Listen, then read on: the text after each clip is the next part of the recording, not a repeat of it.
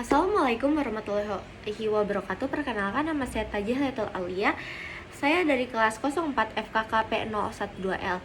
Jadi di sini saya akan memaparkan sebuah materi yang berjudul Mekanisme Patogen Menghindari Respon Imun. Tling.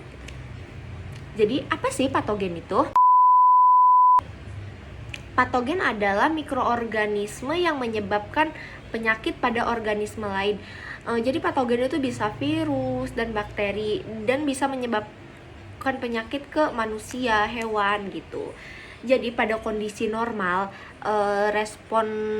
respon imun itu akan bereaksi jika patogen atau benda asing masuk ke dalam tubuh. Jadi respon imunnya itu akan mengaktifkan komponen sehingga patogen bisa mati dan tubuh terhindar dari penyakit. Jadi patogen itu sangat pintar. Dia memiliki kemampuan untuk menghindari respon imun dan bisa tetap menyebabkan penyakit. Jadi ada beberapa mekanisme patogen untuk menghindari respon imun. Jadi ada 4. Yang pertama ada mengubah antigen, yang kedua ada infeksi laten, yang ketiga memiliki mekanisme untuk resisten terhadap respon imun dan imunosupres.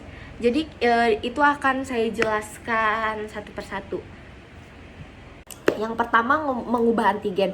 Antigen merupakan bagian dari patogen yang akan dikenali oleh respon imun. Supaya dikenali oleh respon imun, patogen akan melakukan perubahan antigen yang nantinya tidak akan dikenali oleh respon imun. Antibodi dan sel-sel T merupakan komponen respon imun spesifik yang mengenali antigen pada patogen.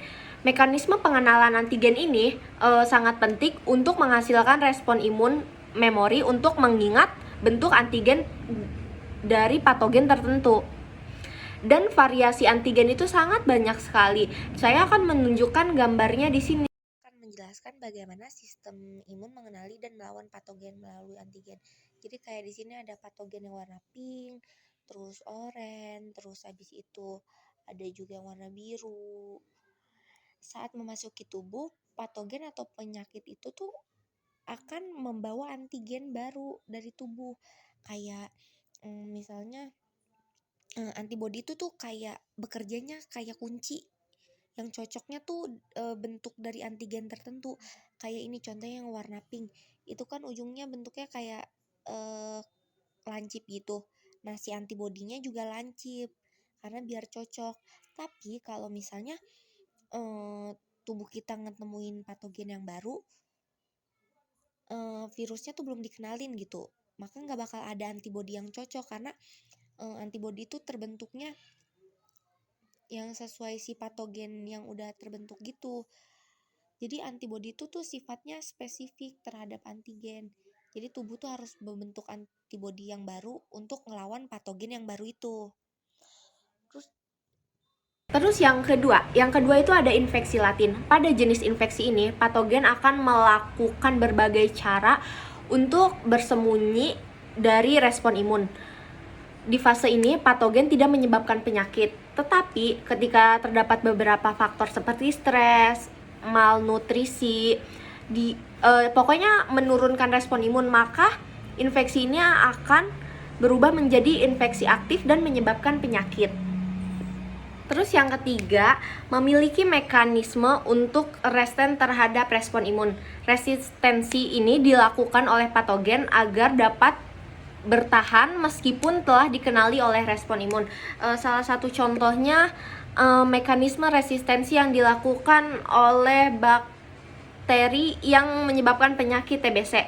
Ketika si fagositis yang akan menghambat penggabungan antara fagosom dan lisosom yang akan berperan merusak patogen. Ini nih maksudnya tuh bagaimana bakteri Mycobacterium tuberculosis atau gak disebut bakteri TBC dapat menghindari proses fagositosis. Jadi fagositosis itu tuh proses sel imun atau misalnya makrofag yang memakan bakteri untuk dihancurkan. Bakteri kan ditelan nih ke dalam sel fagosit lalu dimasukkan ke dalam kantung yang bernama fagosom. Terus fagosom akan bergabung dengan lisosom yang mengandung enzim penghancur. Pembentukan fagolisosom supaya membentuk fagolisosom supaya bakteri mati.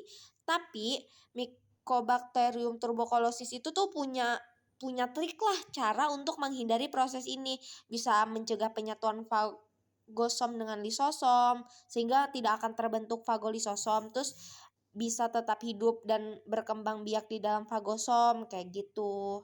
Pokoknya ada beberapa cara bakteri untuk ngehindarin pengenalan sel imun ini. Jadi yang keempat ini, mekanisme imunosupresi. Mekanisme ini menjadikan patogen dapat melakukan penghambatan terhadap mekanisme respon imun. Terdapat berbagai cara yang akan dilakukan oleh patogen ini melalui mekanisme ini, seperti menghambat interaksi antara sitokin dengan sel, menghambat interaksi antara limfosit dengan sel, atau bisa juga menghambat pengenalan sel terinfeksi oleh sel limfosite sitotoksin. Itu saja yang bisa saya jelaskan dan saya paparkan. Saya berharap materi ini bisa menjadi pelajaran untuk kita semua. Sekian dari saya. Wassalamualaikum warahmatullahi wabarakatuh. Terima kasih. Bye-bye.